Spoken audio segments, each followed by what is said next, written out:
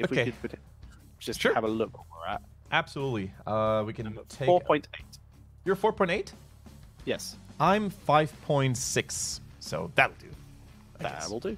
It's less than a second, so we'll take it. We'll take what we can get. But either way, let's head in and have a look at the map bans.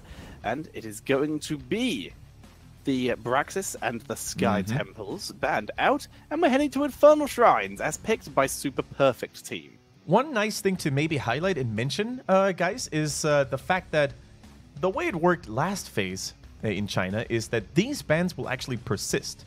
So in the second half of this phase, when each team faces the other team twice for the second time, these maps are still going to remain banned. So the map limitations are going to be pretty severe in China, forcing a lot of different maps out there. So a team couldn't ban Braxis twice, for example, because it's still banned from the first time they met. Exactly. So in theory, by the time you have finished a full round, aka played two teams have played each other twice, then you should have played/banned 6 maps total. Exactly. Exactly. Which makes it very nice. Makes it very cool to see. So, Tracer out of the game. KT says no to that, and they immediately lock down the Genji. I wonder if Timeless also had a role swap, where if he's still going to be that bruiser melee flex who sometimes opts to play the tank as well. Remember when we first saw him on Timeflow, he was the Garrosh main, and then over the course of time, did he fall back onto the Illidan's, the Thralls? The Tychuses. The Tychus is very unpredictable. That's an issue. Makes it very confusing to work out what the hell he's doing. But for now, SPT starting off with the Diablo Malfurion, so potentially able to move into a Phoenix draft later on. If not, they can go for some nice engaged burst. But KT with Genji already on the board, with Garrosh still open, they can pick him up, and there he is. And quite honestly, I really want to see some of the teams now pick up the Deckard.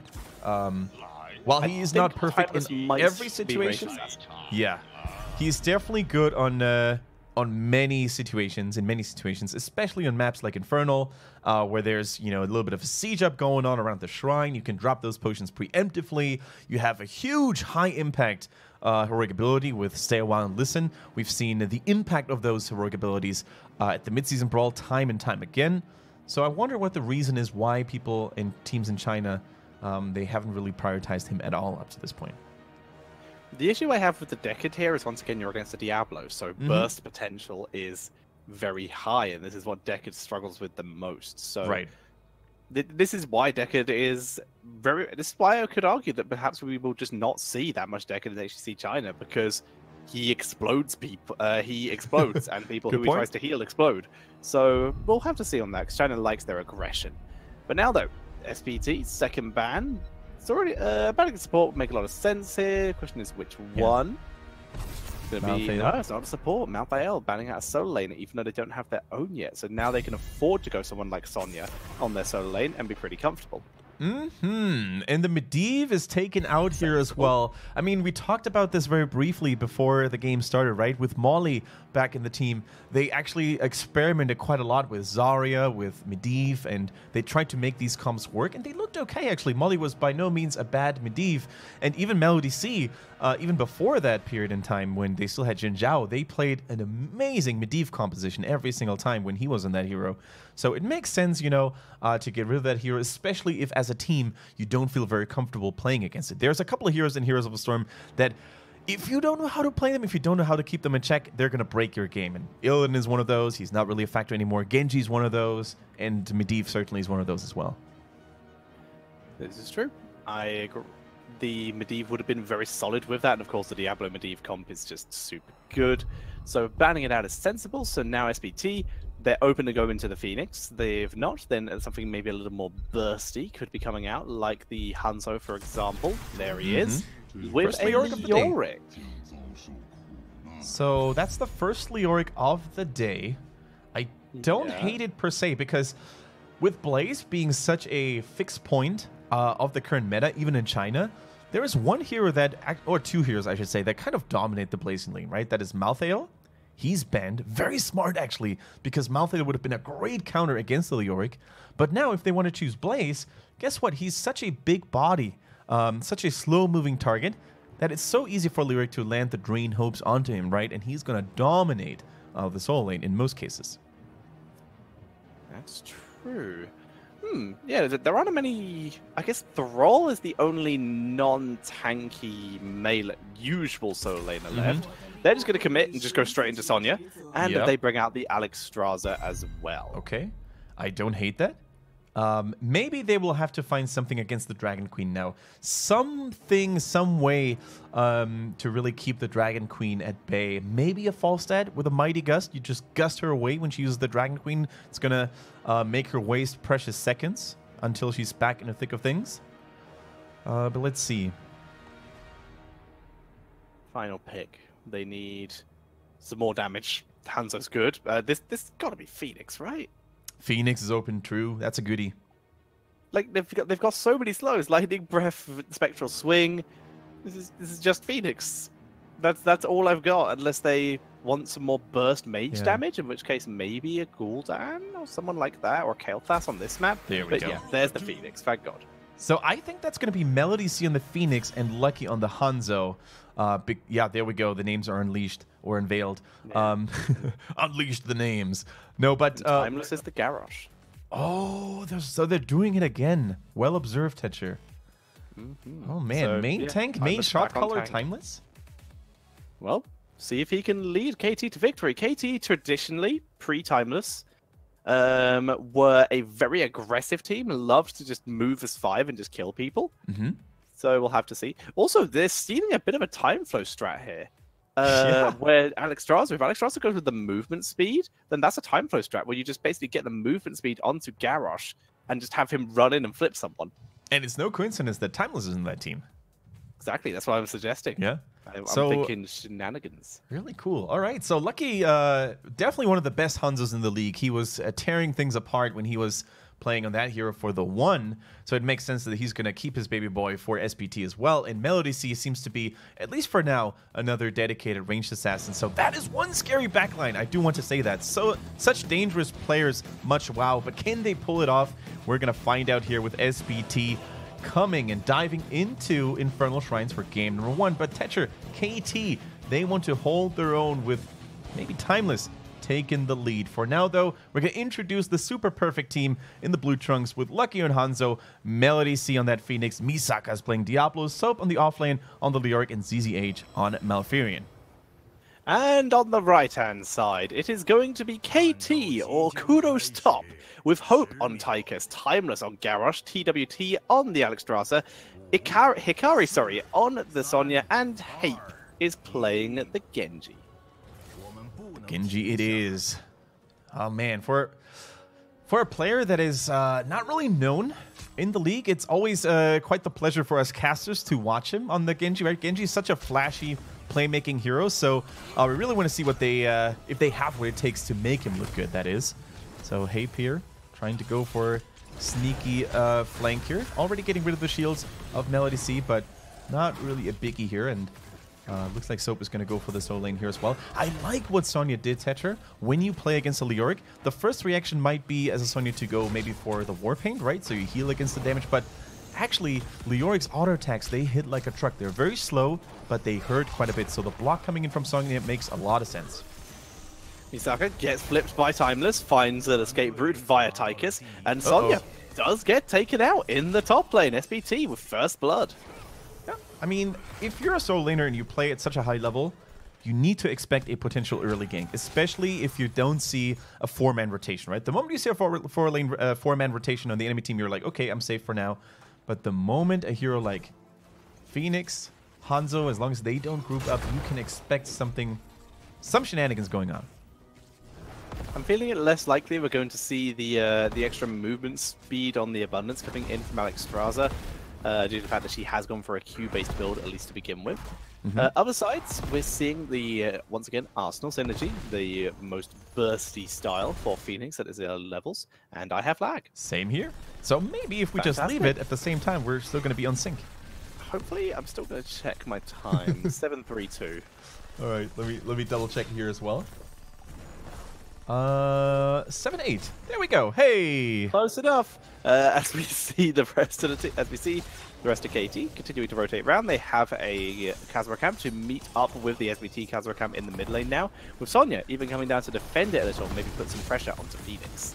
Now, there's many qualities for Lucky, right? As a player, he's a really good assassin in general, but what most impresses me when he plays the Hanzo compared to other Hanzo players in the league is how he manages to stay safe and just not die. And oftentimes, you know, you have these initial reaction as an assassin player. I see enemy, I damage. But oftentimes that leads to overextension. And Lucky, he always patiently waits until it's his time to land those abilities. So I really like it. Also, he went for a different, slightly different build.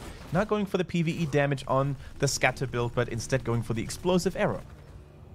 Yeah, which does work effectively very well on the shrine, just due to the fact that if you can land it effectively, you can get big old group ups and steal multiple objective minions, as opposed to maybe getting a couple of little hits with the scatter arrow build with that PvE style. So yeah, I like that build personally. I think on this map it is the go-to.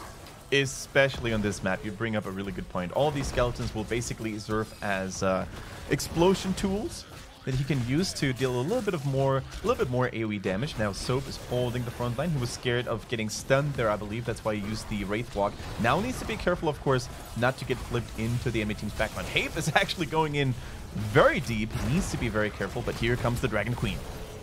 Both Hape and Hope very low. The Dragon Queen is down, like you said. For some reason, Hape decided not. That's going to happen a lot. Decided not to stand in the abundance. So very strange here, but we'll pull back. We do, in fact, see the extra movement speed for our Extrasa. So look out for those very quick engages by Timeless. Once they drop those here comes the stun onto Soap. But 32 to 25 is looking good for SPT, who might even look for a kill as Timeless gets charged. Yeah. But they're tanking through it as Ikari is attempting to put some pressure on. They need to get something done, but look at Timeless. He was bullied and poked down from a large distance all the time. Look at that Misaka play, using the minion as the Shadow Charge token here, and then flipped over Sonya. Unfortunately, there was not enough follow-up here, but that doesn't matter all too much. The main goal here was to get the Punisher, and they did exactly that. But you said it perfectly. Like, they're tanking through Diablo and Leoric. Such a beefy frontline that it's so hard for even a Garrosh or a Sonya to get past here. So, good stuff for SPT. They grab themselves a little bit of a lead here, but KT is certainly not done. The first Punisher normally doesn't get that much damage. Timeless not able to land the engage onto Diablo here. Hape once again finds many enemies and is able to retreat. Despite his aggression, he has not really died. So I'll get until he dies. I'm going to say he's doing all right, but I get the feeling he is going to die if he keeps playing like this. So we'll see for now. There's Timeless. Gets caught out, gets a lovely stun to buy himself some time, but you can't indomitable body blocks, and he gets completely taken out.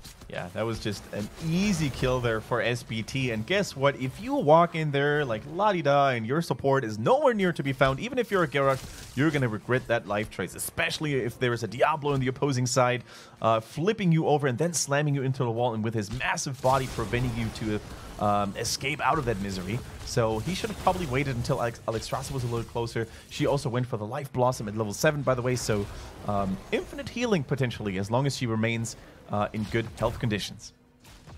Once again, Shuriken build coming in here for Genji, second one we've seen today. Tiger sticking with a little bit of safeties against the Diablo, so we actually went with that relentless soldier. I've just tongue-twisted myself there. Yeah, Relentless Soldier is a really nice talent, especially if you need the additional protection. They have a root from Malfurion, they have a stun coming in from Hanzo potentially. Diablo certainly has an abundance of CC to use and choose from. So I like that talent. 25 armor is pretty solid. Combine that with the tankiness of Odin and the Unstoppable during the casting animation, and Tyke is going to be a very hard target to lock down. Speaking of being locked down, an Indomitable has to be used, but Garrosh this time will escape as Soap looks for any additional way to move in as level 10 is hit for SPT. KT only just about to hit 9. Dragon Arrow into by Hope. Not by Hope, into the fray. Hope is out. Hape is out. He gets no health here. And yeah, everyone has to move because Arsenal Synergy does a lot of damage. But yeah, everyone from KT lived that. That was a lot of heroics blown. a masterful escape by KT. If they had lost a team member there, that would have actually put them behind even further in XP. So a godlike saving throw there coming in from Timeless, because I certainly thought Tychus would have ended up dying there otherwise. We mentioned his tanking capabilities for an assassin, but even he couldn't have tanked through that one. Into the fray value, and here's where you wonder. The only heroic that wasn't used there was Twilight Dream. Yeah. If Malfurion had been a little bit further forward, they might have got that, but that would have been incredibly difficult to put Malfurion in danger, so we cannot fault them for that too much. So, with bottom fort opened up in preparation for SPT, predicting they will win the objective, which honestly is a pretty safe prediction as they begin to move back in. However, level 10, Odin is available, especially going to be a great siege tool. Hope turning around, drops a little bit of percentage damage onto Misaka, has to be into the fray though, as once again, SPT moving forward. Dragon Arrow though. Little early by Lucky. Absolutely. Absolutely whip there. And Sonya is going in. She shows her heroic ability. Last minute, look at that damage coming in from Odin and the Dragon Queen. 2 raid bosses here. Garrus is about to fall, so 1 for 1. It's 1 for 1. In comes the salvo. Going to get a little bit of damage, mostly deflected by Hate, so who was able to put great pressure onto Phoenix, but Phoenix only took shield damage. So they begin to turn around that Odin, using the last of its duration to try and siege out the members of SPT as Hate puts some pressure onto the backline of Lucky. Lovely route by Malfurion with the anti-heal, but Hate still able to dash back to the Alexstrasza. Has Dragon Queen been used yet, actually, as they're able to heal through with the extra move speed as SPT retake position. Look at that. Simply due to the fact that there were still 2 high HP warriors, full HP warriors there, it's once again KT who give in first. No Dragon Queen, no Odin available. They would have needed to clear this one much faster. But look at that, even without getting the objective, Sonya is already trying to pose as a serious threat in the top lane. And look at SPT. They're patiently waiting until Leoric is done dealing with that woman in the top lane who's causing so much trouble. So they don't waste precious seconds of the Infernal Punisher. Well, Sonya will actually be able to potentially escape here thanks to the distraction of Hate. Here comes the Whirlwind. And great distraction. Hate being a distraction for Diablo there was pretty clutch. Wait a minute. There's no way they can They've got Hanzo. They need to get at least one. There's no way they can zone this. Okay. Oh, there we go. Sharpshooter. Explosive arrow. That's the value. As we see Timeless pulling out. Yeah, you're perfectly fine. Like, even if there had been another skeleton, he probably would have gotten them both because of explosive arrows. So here comes the Punisher, getting the stun on Timeless. He's running away this time, definitely respecting the CC and damage potential from the enemy team. Misaka already crawling behind that fort, trying to get it engaged some way, somehow. And with that Leoric and the Entomb, which is coming off cooldown right now, there's always this kill potential, especially after a Punisher jump. There is the Punisher jump onto Timeless, who's tanking through. In the meantime, Sonya grabbing top 4, getting XP for her team while this is happening. As the Odin attempts to siege away the members of SPT, Dragon Arrow gets completely whiffed here. Indomitable is used once again. You can't unstoppable body blocks as Hate comes in from behind using deflect on the lightning breath. Just deletes Hanzo in the backline, and that saves the keep. That was an amazing play by Habe. A new player, but boy, is he turning on the heat. Actually using the heat against Diablo there, as you said, deflecting the lightning breath, like ding, ding, ding. That must have felt very satisfying if you're the Genji player. And executing the Hanzo, his brother, feels good, man. As we see Habe continuing to just pile on the pressure right now. I am so impressed by this player, his hyper-aggressive style, really working out for him. All right. So all of a sudden, with that one cute little move by KT's Habe, they're back in the game. They're defending the keep. That was the most important objective. And, you know, they're starting to get out of there. He used his cyber agility there. By the way, he went for the cyber agility enhancement trait at level 1. I forgot the name of the talent, but he's now having a lower cooldown on it and a bigger range when he's using it on horse mount. I think it's agile dismount. There we go. I believe you are correct. But for now, though, we see everyone backing up from KT. They put a little bit of pressure on, but they're done here. They know level 16 is near for SPT. They could try and take a fight on even talents, but they're still 2 levels down. It would still be crazy risky. Crazy risky indeed. Now Sonya. She went for the Mercenary Lord, by the way, at level 7. So she's going to empower the mercenaries next to her. Also gets a little bit of value there, especially with the Fallen Shaman camp. So you can already see how there's a little bit of split pushing designed in here. The Dragon's Ear of the Roots is good. The Entomb is better. Is it going to be another dead Garrosh? Oh my god, Cleansing Flame. Okay. Hanzo damage is good, though. Hey, even in the background, though, he will easily kill ZZH here as Hope pings in damage. They're looking for Soap. Whirlwind coming out. Hikari, good Shadow Charge from Misaka to save Soap. Can Hope get the damage? One more hit. Yeah, no, but Hape can. Wow. And that is another kill. 2 for 1 coming in here from KT. Agile dismount, there we go. It's a wonderful gap closer, as if Genji wasn't mobile enough already. With this talent, he can catch even the furthest away of enemies here. Good save once again by Hope. Man, Hape and Hope, they're turning on the show here. And I gotta say, this KT could become quite a formidable opponent here for SPT. True, they still have a 1-level lead, but look at all the resources. Look how long it took them to actually kill the Garrosh. With that Cleansing Flame, wow. The shield, it was so close, but he got taken out at the end.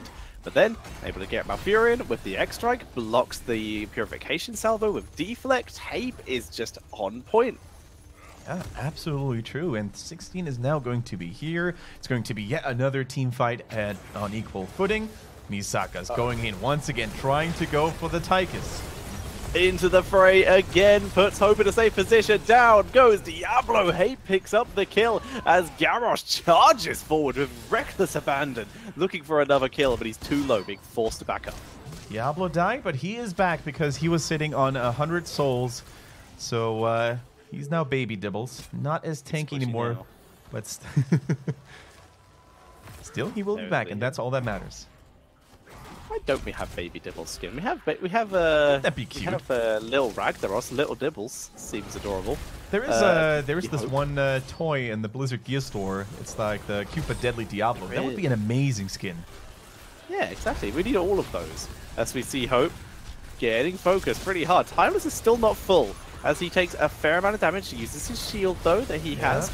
And in comes Odin and the Cleansing Flame here, right on top of the Entomb. You are getting nothing there, Misaka, as Hape is piling on the pressure. In comes the X-Strike. Diablo down again. Hikari is delivered onto ZZH with Into the Fray. ZZH is delivered onto Hope with the toss, and down he goes. Dragon Strike is enough to kill off Timeless as Hape piles on the pressure to the Melody C, who is going hyper deep. They will finish off Hape. Wow. So barely survives. That's a 3 for 1 as down goes the Tychus. Tetcher, I don't even know. I want to see a replay of that team fight later on when Professor Nova is analyzing, but how did SPT turn this around? They lost Diablo once again so early. They lost the support as well, but for some reason, they were able not only to get the Punisher, but also to dominate that team fight. And here it goes. Okay.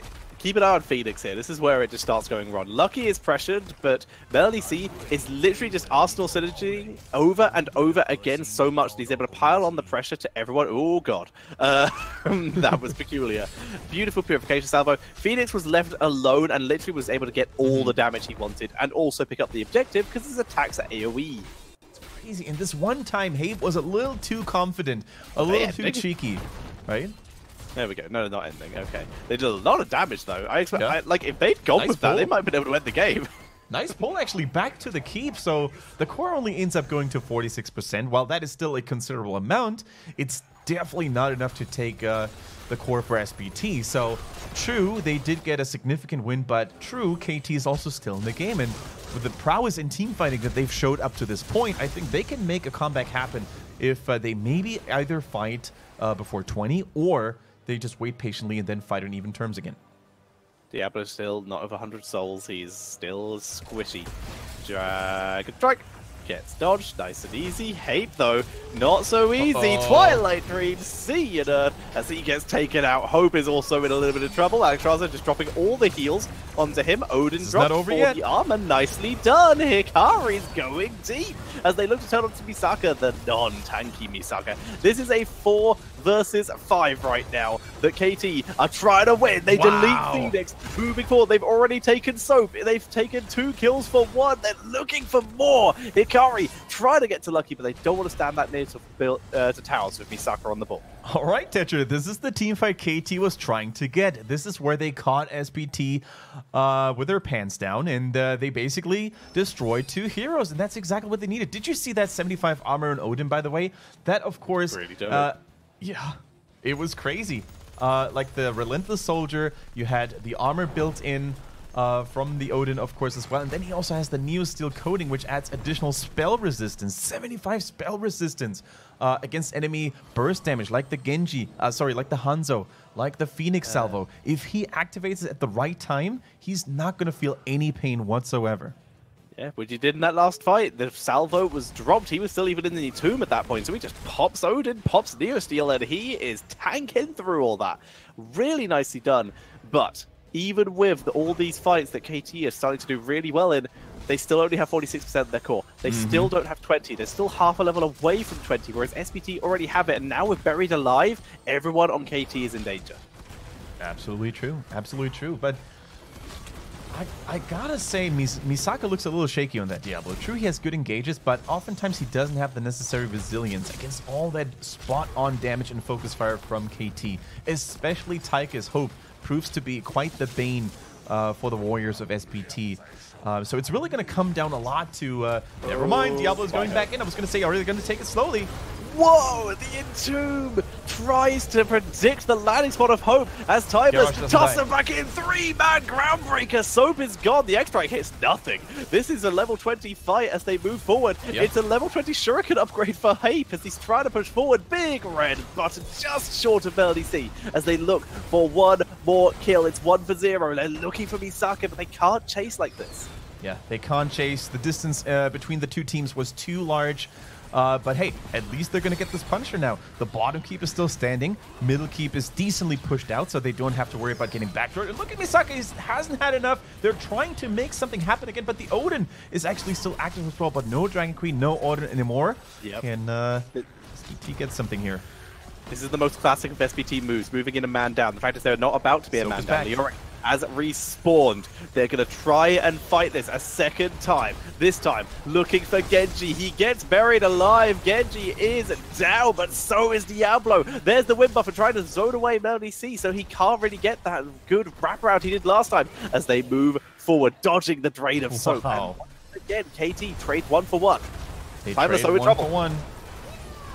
Torn is down. Purification salvo coming out. Timeless will fall here, but can they get the counter kill onto Soap at least? Hope is down. This is bad news. Sonya needs to at least grab the objective to keep them alive. She will be able to. TWT will probably die. Yep, will definitely die. And Sonya steals the objective away. But the question is, can KT just walk across the map? It's a 46% core. They're going to try.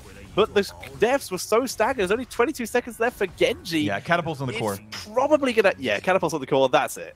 That's it. They really tried to stay in that game, but oh my golly, was that a lot of damage on that Garrus there towards the end. Super well done by SPT, and you called it, Tetra. You said it was their speciality to fight a team fight with 1 man down, to find a good opening, and they certainly delivered. They didn't always look very clean. They didn't always look very coordinated, but in the end, all that matters is the result. Let's take a look at the players' faces here. They seem decently happy with it, but SPT made this game look a lot harder than many people expected.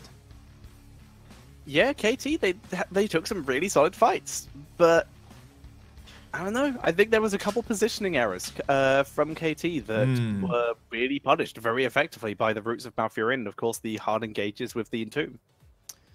Yeah. Players to highlight, though. Hape on the side of KT, wonderful Genji. Yes. What a guy. What a guy. And also, I think the Alex Strasser once again proved very, very strong, especially on Infernal Shrines. Might even be banning material for future games in China. I would agree. It was very impactful. Of course, we will talk about Timeless in the fact that I think he was both the best and worst player on his team at the same time. His Into the Phrase and his tosses were absolutely insane. They were potentially game-winning. His positioning, not so much. Yeah. He got caught out a fair amount.